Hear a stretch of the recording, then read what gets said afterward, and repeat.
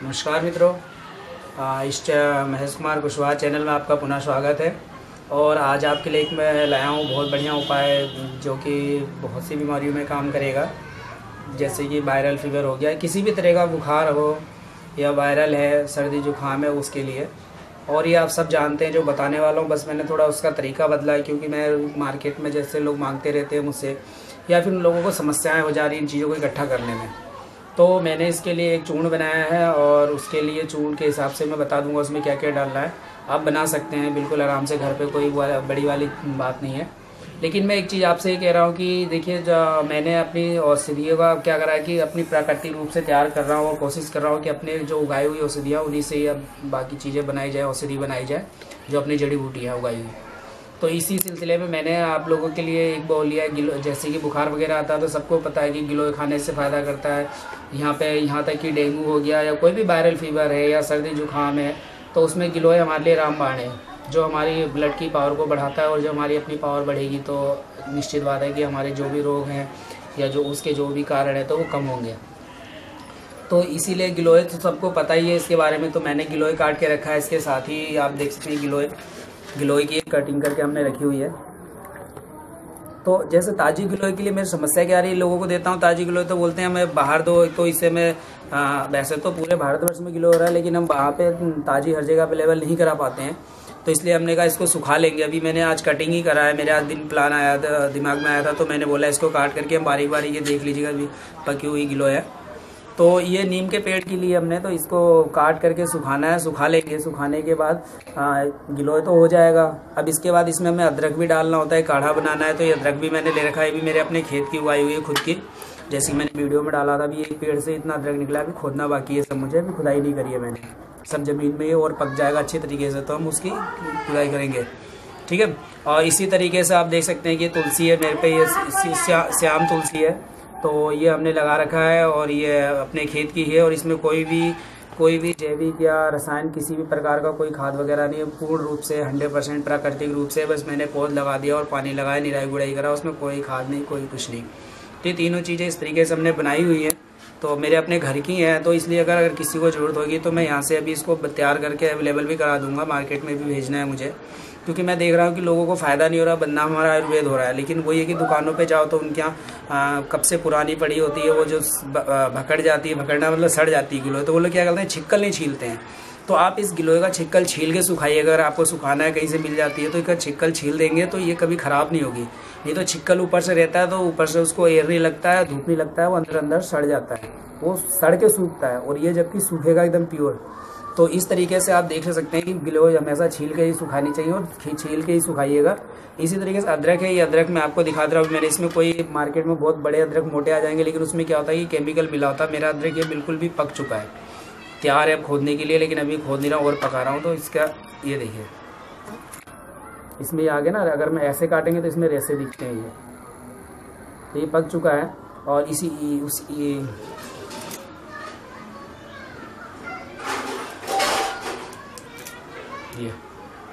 ये आप देख सकते हैं इसमें रेसे आ गए हैं, तो ये पक चुका है और तैयार है खोदने के लिए।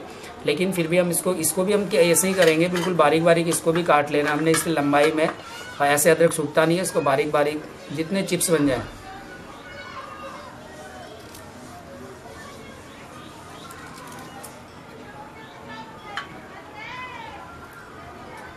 इसके बारीक बारीक टुकड़े कर लेने हैं और इसको धूप में सुखा सकते हैं।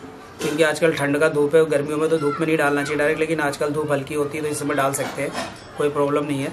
तो ये इसको हमने बारीक काट लिया, गिलोय भी काट लिया, और इसको धूप पे सुखाएंगे इस तरीके से। तो जब ये सूख जाएगा मैं आगे बताता हूँ क्या करना है। पहले आप इसके चिप्स बना करके इसको धूप में सुखा लीजिएगा। और आप मार्केट में आजकल अदरक बहुत अवेलेबल है, आप ले सकते हैं ताज़ा ताज़ा। बाद में तो जो सौंठ पाउडर है वो भी पुराना होता है, और एक सौंठ अलग से आता है, वो देसी अदरक नहीं होता है। वो सब बड़े बड़े हाइब्रिड बोए जाते हैं, जो कि सौंठ वगैरह हमें मार्केट में मिलता है, हाइब्रिड का होता है। इसीलिए वो काम पूर्ण रूप से करते नहीं हो, बदनाम हमारा आयुर्वेद है। और ये ऐसी है, हमारे पे तुलसी है, मार्केट में तुलसी रस या तुलसी पंचांग आता है, तो वो लोग उसमें हमारे पास बीसियों टाइप की तुलसी है तो वो सब मिक्स कर देते हैं। वहाँ में पहचानना मुश्किल हो जाता है कि कौन सी तुलसी पाउडर रूप में जो आता है। तो ये श्याम तुलसी है, तो इसको भी बारीक बारीक काट करके इसमें सुखा लीजिएगा। इतने छोटे छोटे हमने सुखा भी रखा है।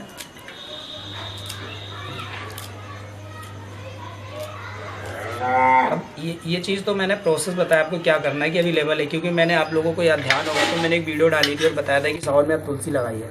जिन्होंने सावन में तुलसी लगा होगा आज रोज तुलसी की चाय पी रहे होंगे, उन्हें बहुत ही बेनिफिट हो रहा होगा, हाँ बहुत ही मज़े ले रहे होंगे, क्योंकि तुलसी है तो उनके घर में सर्दी जुकाम वायरल तो होना नहीं है। तो इस तरीके से मैंने भी ये सावन में तुलसी लगाया था। सावन में तुलसी लगाने का महत्व इसीलिए है कि हमें ये जाड़ों के सीज़न में भरपूर मिलती रहे।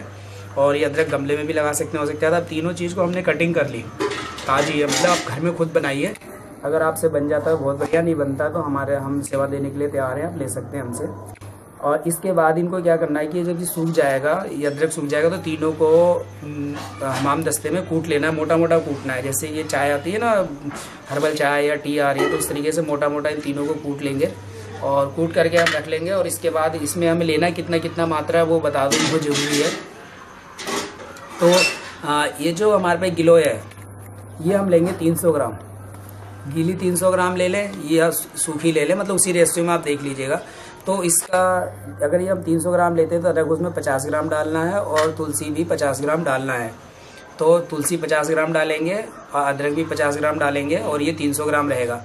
तो सूखने के बाद भी यही रेशियो रखना है। अगर आप सूखी गिलोय 300 ग्राम लेते हैं तो 50 ग्राम अदरक डाल दीजिए, 50 ग्राम तुलसी के पत्ते डाल दीजिएगा और उसको हमाम दस्ते में कूट लीजिएगा। और एक बहुत बढ़िया ही फर्म में मोटा मोटा कूटने के बाद आपके पास एक काढ़ा के रूप में एक आपके पास बहुत ही पौष्टिक चीज़ उपलब्ध होगी। और सारे बुखार खांसी जुकाम सब में दे सकते हैं, और भूख वगैरह नहीं लग रहा उसमें भी दे सकते हैं। ब्लड की कमजोरी हो गई, एनीमिया हो रहा है या और भी बीमारियाँ हैं तो उसमें दे सकते हैं।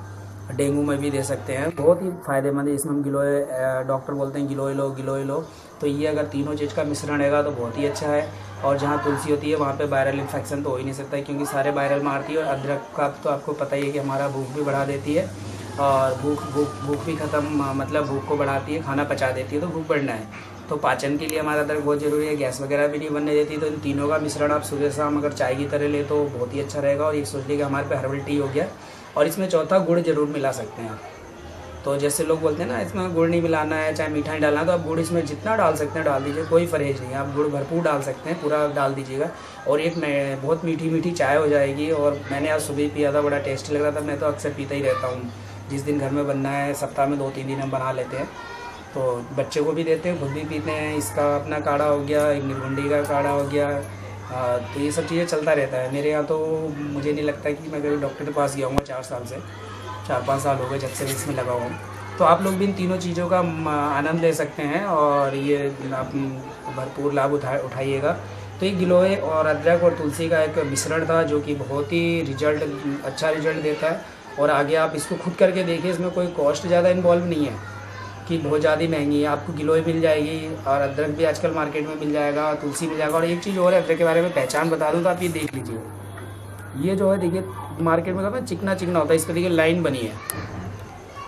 जो प्लेन एकदम होता है वो आजकल क्या है कि लोग सल्फर में डुबो देते हैं अदरक को। तो अदरक असली अदरक की पहचान ये ज़्यादा गाठ मत लीजिएगा, चक्कर मत पड़िएगा कि खूब मोटी ले लें। तो ये आपको एकदम प्योर अदरक दिख रहा होगा। मेरे घर का खुद अदरक है, तो इस हिसाब से आप देख सकते हैं और ले सकते हैं। और मेरे पास कम से कम काफ़ी अदरक है, 50-60 किलो तो होगी। तो सब में दवा में ही बनाना है, तीनों चीज़ बनाना है। तुलसी भी मैंने लगा रखी है। तो आप डायरेक्ट प्रोडक्ट भी ले सकते हैं, अगर अपना बनाना चाहे तो बना सकते हैं। बाकी कोई इशू होगा तो आप कॉल करके मुझसे पूछ सकते हैं। और आप लोगों से वही रहेगा कि आप लोग चैनल मेरा आप लोगों ने देखा उसके लिए धन्यवाद। आगे इसे शेयर भी करते रहिएगा और सब्सक्राइब भी करिएगा और लोगों को बताते रहिएगा कि जिसको, क्योंकि बहुत लोग इसका फ़ायदा उठा रहे हैं, मुझे रिजल्ट आ रहा है। लेकिन एक चीज़ और सुनने में आ रही है कि लोग मिसयूज भी कर रहे हैं।